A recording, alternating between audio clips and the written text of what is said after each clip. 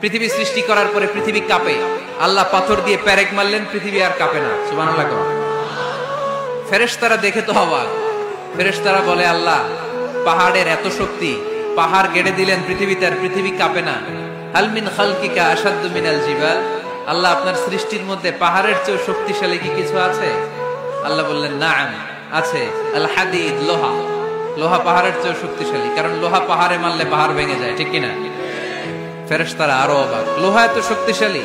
হাল মিন খালকিকা আশাদ্দু মিনাল হাদিদ, আল্লাহ তাহলে লোহার চেয়ে শক্তিশালী মনে হয় কিছু নাই, আছে? আল্লাহ বললেন, নাআম, আছে। আন্নার, আগুন, কারণ আগুনের মধ্যে লোহা ফেলে দিলে লোহা গলে যায়, ঠিক কিনা? ফেরেশতারা তো আরো অবাক।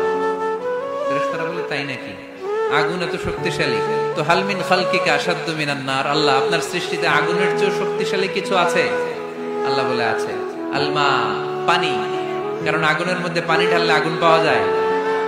ফেরেশতারা তো এবার আরো অবাক, পানি এত শক্তিশালী, ওই পানি ঘট ঘট ঘট ঘট করে আমরা খাই, এত শক্তিশালী আল্লাহ। হাল মিন খালকিকা আশাদ্দু মিনাল মা, আপনার সৃষ্টিকুলের মধ্যে পানির চাইতে শক্তিশালী কি কিছু আছে?